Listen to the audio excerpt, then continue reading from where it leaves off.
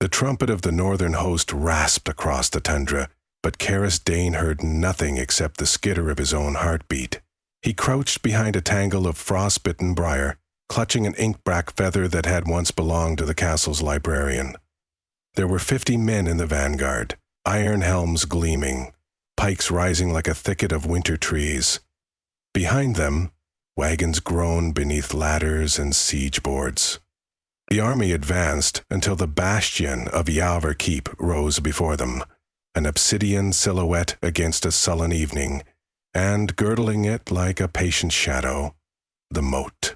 It looked innocuous at first glance, calm, viscous, reflecting a bruised sky. Yet no rings unfurled across its surface when wind skimmed it. It did not glint as water does under the last scrape of daylight. Instead, it swallowed light, as though hoarding it. Karis knew why. It was ink, pure and alchemical, siphoned from the underground wells that laced the bedrock of the keep. The keep scribes called it umbra essence, mother tongue of all written things, and they guarded it with spells of memory. The northern host did not know that history itself was curled in those depths. Karis could have shouted a warning, but he simply waited, shaking in briars, a deserter wearing no banner. He had served Ivar's library all his life, a copier, a binder, a footnote, who had sneaked out in guilt when the king demanded that every page in the archives be torn, pulped, and turned to cannon wads. Karis had sworn to preserve words, not convert them into ammunition, so he'd fled with what he could, one raven feather, one scrap of map, and one secret. The moat's hunger for remembrance.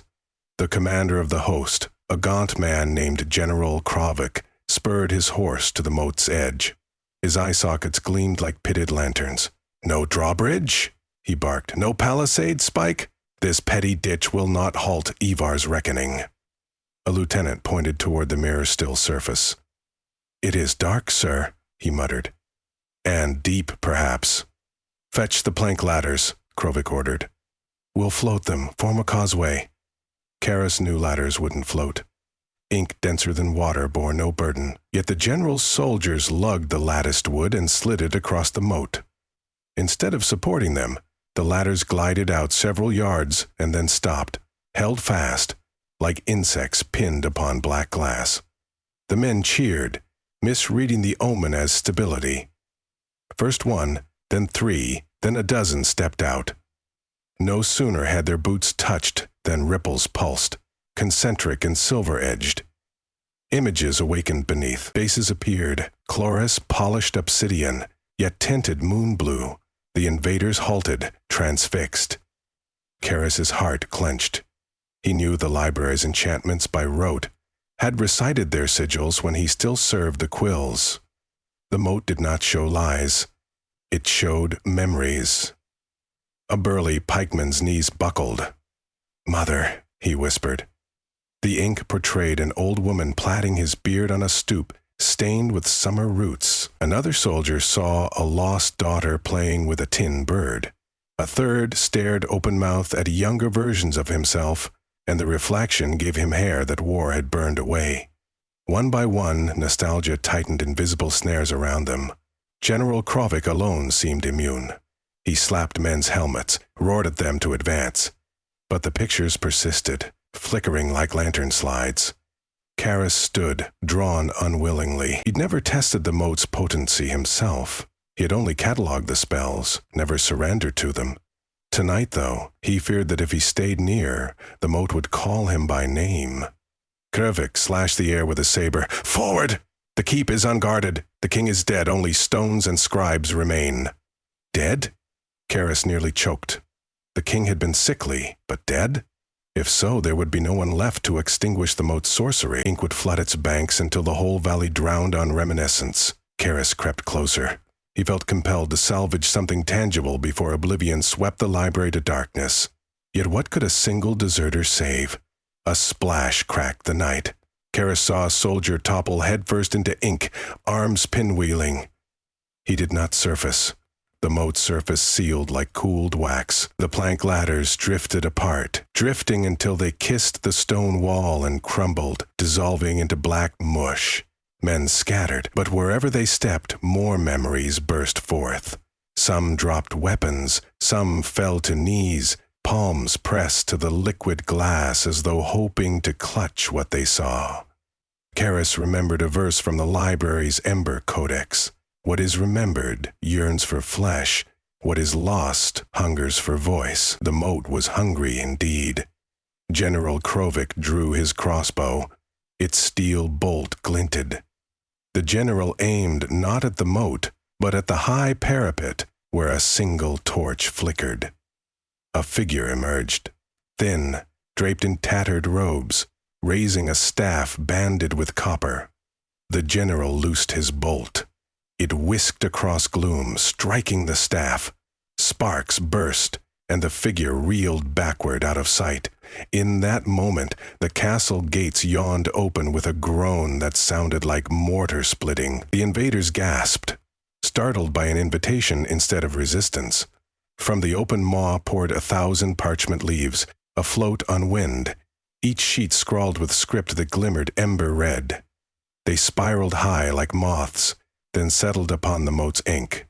Where they touched, the surface steamed, thinning into rivulets. A bridge of paper laid itself down, white and fragile above the abyss. Krovic gaped, then laughed. Even the stones surrender. He stepped onto the page bridge, boots creasing words. His men followed. Karis watched in horror. The parchment belonged to the memory guard, final failsafe of Ivar's lore. Each sheet was an unwritten betrayal. If lost, the keep's collected knowledge scattered to wind, never to be regathered. Karis clutched the raven feather. Librarian Vesh had told him, "Ink is the river of the future, feather its oar." Did the old metaphor hold any power now? He had never tested feather magic, but he had nothing else. He sprinted from briars, emerging into view. A trumpet squeal pealed when a lookout spotted him. Karis ignored it, running straight for the moat. "Stop!" he yelled. "The bridge is bait!" Soldiers swung weapons toward him. An arrow screamed by his ear. He slid across dead grass, feather raised like a talisman. The men paused, not sure whether to laugh. He was scrawny, bearded, clad in patched scholar grays. General Krovic sneered. "Another scribe come to drown?" Karis jabbed the feather's nib at the bridge. Ink seeped up through hairline cracks between parchment, hissing like oil on iron.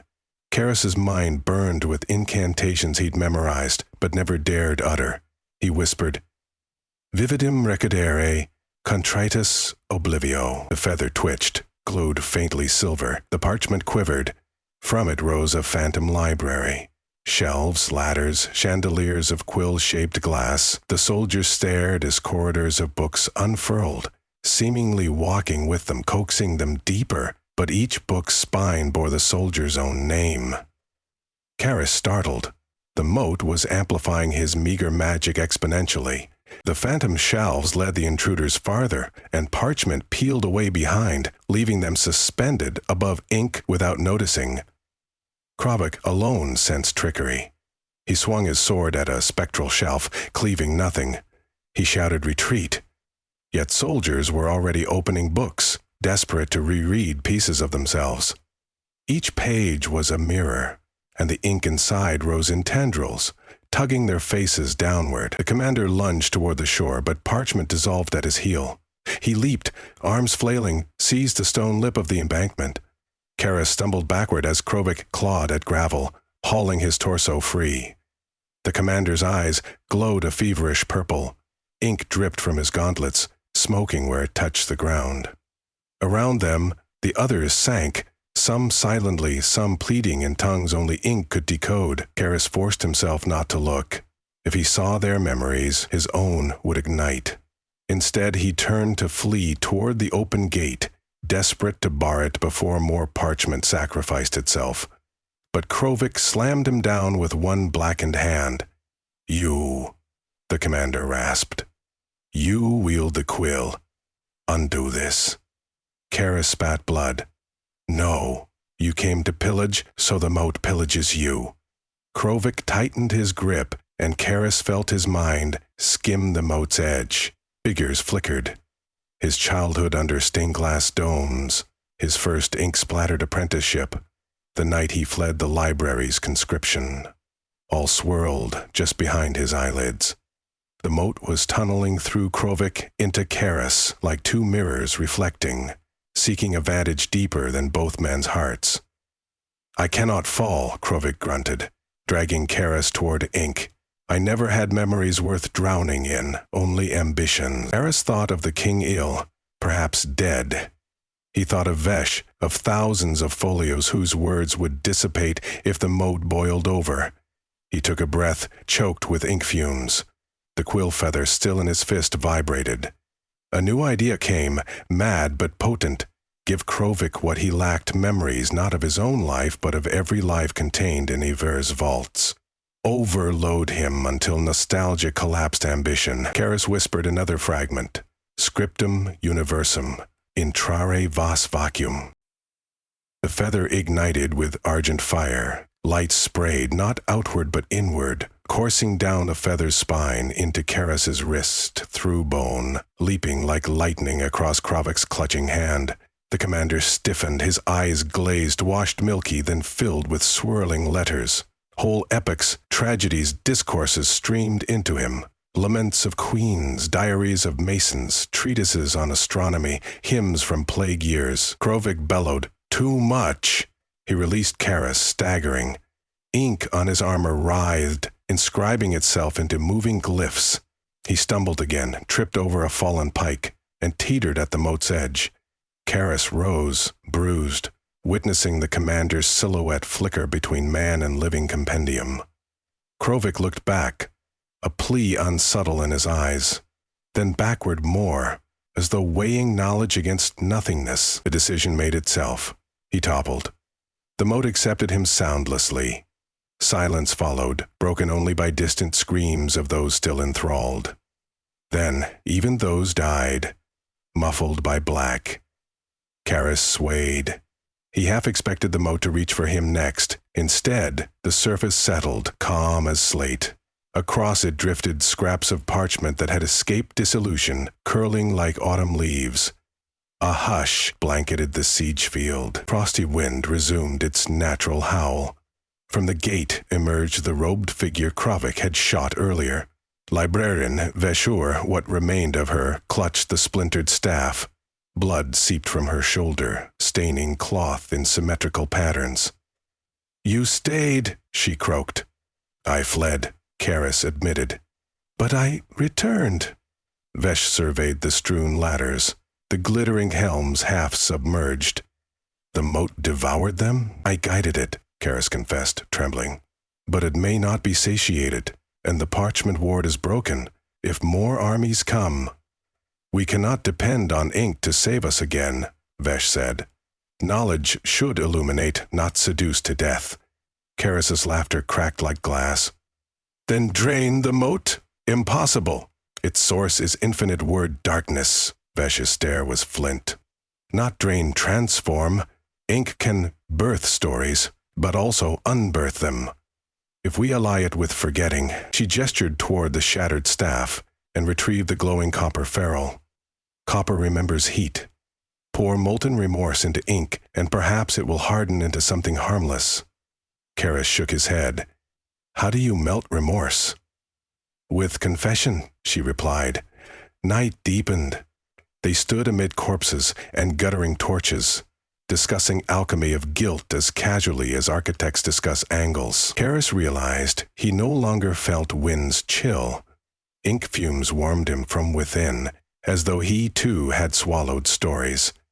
They set to work at dawn. Survivors from the keep scribes, cooks, stable hands, rallied under Vesh's terse orders. They hauled braziers to the moat's rim, stoked coals until sparks whirled in violet dawn. Each citizen approached the fires, speaking aloud a secret regret. The groom who'd replaced a 6 stallions' oats with sawdust, the maid who'd coveted her lady's comb, the scribe who'd falsified footnotes. Every admission bled a sliver of self. Vesh captured each confession in thin copper wires heated red-white. When the wires cooled, they snapped brittle, then were cast into the moat. Copper hissed on contact, streaking across ink like singing comets. Wherever they touched, the sheen dulled, from obsidian to muddy chestnut. The moat grew thicker, sluggish. Karis added his confession last. He knelt near the edge, feather still in palm.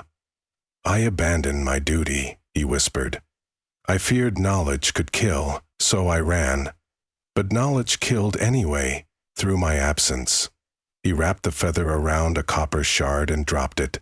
The ink accepted feather and metal, swallowing both. A tremor rippled along the whole circumference, then settled again. Slowly, the moat's surface brightened, reflecting morning sun at last. It looked almost like ordinary water. 3 days later, scouts reported that the ink had ceased whispering memories. Birds even landed to drink, staining beaks a faint sepia that quickly faded. The danger had passed, or so it seemed.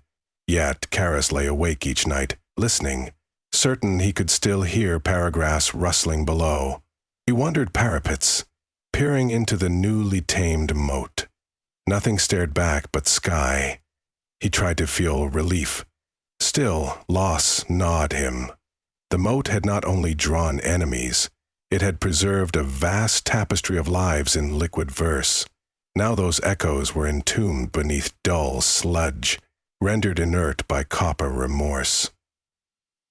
Vesh limped along Rampart one twilight and sat beside him. "You mourn the stories," she guessed. "I do," he admitted. "Even if they were weaponized, they were vivid." She tapped the stone with her cane. "We can retrieve them, in time, but we will do so safely. Wax tablets, perhaps, or conjured dreams under supervision. No more open pits of memory." Karis smiled faintly. "I thought we might seed a new garden, let the moat water it, transform ink into sap." "Ambitious," she said, eyes twinkling. "A vineyard of words." Just then a crocus poked through mortar at Karis's boot, its petals a gentle violet, the exact shade the ink had glimmered when alive. Vesh inhaled, recognizing a sign. "If ink yearns for life," she whispered, "perhaps it will bloom instead of bleed." Seasons turned. Under careful stewardship, the moat became an orchard of plum trees, their roots sunk into loam enriched by centuries of dissolved parchment. In spring, the water ran clear, tinted only slightly by a bruise-mousse swirl that birds carried to distant fields. Feathers of visiting ravens came away stained the color of twilight. They seemed pleased, croaking poetry in unknown dialects. Karis resumed his post as scribe, but now he wrote outdoors, under blossom shade. His quills dipped in gentle pools, drawing lines of lavender instead of darkness. Whenever he paused, he saw his reflection not as child or deserter or hero, but as a man simply present. The moat no longer showed memory, it showed possibility. Blank pages awaiting ink. One afternoon, a caravan approached, the first since the siege. Traders from the lowlands, bearing healed hearts instead of swords. They asked for news of the legendary library, for tales of the ink moat whispered along river taverns. Karis met them at the rebuilt gate with cordial nod.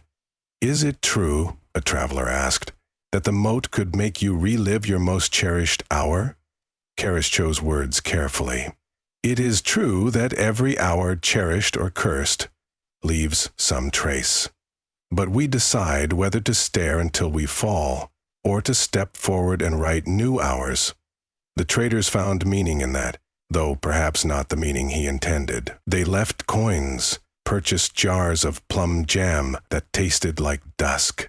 Word spread of Yavari's orchard, not Yavari's weapon. Pilgrims came to plant seeds of regret within copper rings along the bank, believing remorse could nurture growth. Sometimes it did. Karis felt the world tilt gently back toward balance. He knew the moat's essence remained volatile. Memory never dies, only changes shape. But he trusted the people's willingness to transform it. There would always be those who tried to drown in nostalgia. Some wound too sharp, some love too sweet. Yet others would lend a hand, haul them out, remind them the present is a page still unscribed. On the anniversary of the siege, Karis rowed a small skiff to the moat's center, where ink once pooled deepest. Plum blossoms drifted like parchment flakes upon water. He gathered a handful of copper shavings and spoke. For the names I never knew, for the letters I never copied, for the commander who swallowed too many stories' rest. The surface rippled, not with images, but with concentric rings of lilac light. They spread to every bank, kissing roots, stones, and finally the keep's tall walls, dyeing them faintly. From atop, Vesh rang a bell. One clear note, neither mourning nor celebration, but simple acknowledgement. Eris dipped his oar. The water clung violent, reluctant to release. He pulled anyway, propelling himself toward tomorrow. Behind him, his wake closed, smooth, carrying nothing of past but potential, translucent as new ink, waiting for words no one had yet imagined.